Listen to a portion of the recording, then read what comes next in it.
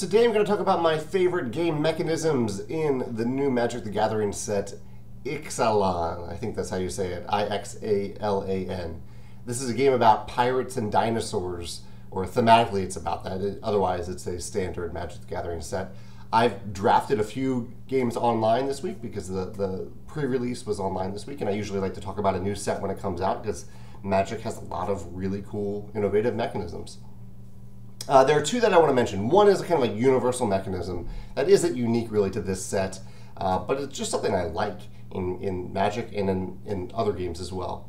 So there are a number of, in Magic you're spending mana to cast creatures, and usually your first play of the game is to play one land and have one mana to spend. And in this set there's a series of creatures that cost one mana and are 1/1 creatures. And so they're easy to play at the beginning of the game. They're easy to play really anytime throughout the game. And this particular set of creatures I thought was really well designed for two reasons. One, they all have, they're not vanilla. So vanilla would be a creature that is 1/1 and doesn't have anything special about it. So it's something that you would rarely play if it's just 1/1 without any other power. Most of these have some sort of evasion or a reason that you wouldn't want to block them. So for example, the red one has menace, so it can only be blocked by 2 creatures. The black one has flying.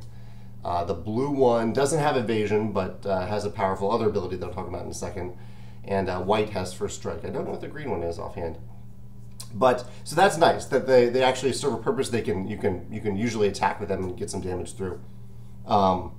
But the other cool thing, so they're easy to play early in the game, which I like. The other thing is that these creatures all have an 8 mana tap ability, tap and sacrifice, so it's a one-time ability, and it's expensive. 8 mana is a lot, so it's going to be something later in the game that is legitimately powerful. The black one is the opponent loses 4 life, you gain 4 life. The red one deals 3 damage to 2 different creatures. The blue one is draw 3 cards. And the white one, I think, is give all other creatures +2/+2 until end of turn. So they're pretty powerful abilities.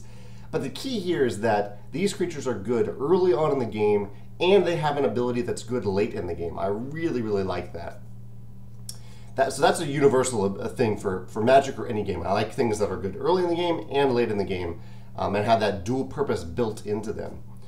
The other mechanism I want to mention is kind of new and is unique to Ixalan, which is that there are a number of double-sided cards, which isn't new to Magic. There are double-sided cards before, but there are a number of double-sided cards that represent discovery and exploration, which I really, really like this mechanism as used in exploration games. So the front side of the card has some requirements. Like I think one is cast a number of instants and sorceries, and every time you do one, you put a token on this. When you have a certain number of tokens, you flip the card over. Each one is a little bit thematic if you look for the theme. So I think there are some that relate to, I can't even remember the rest. They all have something. There's a ship. There's a ship that says when you attack with this, flip it over. When you deal damage to an opponent, flip this over. So they all have to do with some sort of exploration, whether it's sailing, whether it's casting spells and opening up a new world by doing that, and there's a variety of other ones.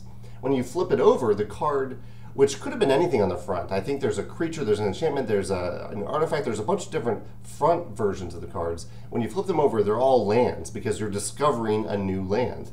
And the lands in Magic are tough to deal with as an opponent. You usually don't have land removal in Magic, so by flipping it over, you make the card stronger, and the lands are very powerful. I think there's one that's add 3 mana to your mana pool right away. That is a huge ability. Others are about drawing cards every turn. So there are these, like, it feels good when you flip this card over. It feels really good because not only have you basically made the card significantly more powerful.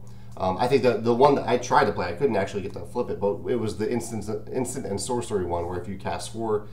Every time you do it, you put a token on it. When you flip it over, from then on, whenever you cast an instant or sorcery, you duplicate it.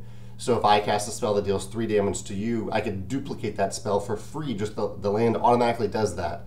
I think I have to tap it and do 3 extra damage to you. So that's a super powerful ability. But I really like the feeling not just in Magic, this could apply to any game, of meeting some requirement on the front of a card and then flipping it over to something to feel like you've discovered something on the backside. And actually, the game I mentioned earlier this week, Spy Club, has a huge element of this where frequently throughout the game you're flipping over cards to see what's on the back. It doesn't lead to the same sense of accomplishment or discovery as Magic does in this case, because it really takes a lot to flip over these cards, and the thing on the back is very powerful, whereas in Spy Club it's just a moment of discovery of, oh, what's back there. But I think this could be really cool to see in a game, and I mentioned Spy Club because Spy Club does this. It has a number of cards that look similar on the front, so you really don't know what's on the back. Even if you've played multiple times, you don't know what's on the back of every card.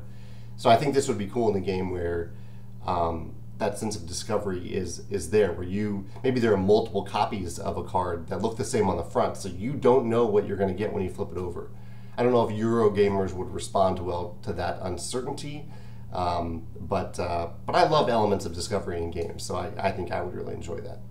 So if you want to share your thoughts on this new Magic set, or if you have a favorite mechanism in a game that's good, that makes the thing good early and late in the game, or an element of discovery like this double-sided card, or really any game that uses double-sided cards in a unique way, I think that itself is pretty cool. I'd love to hear about it in the comments. Thanks.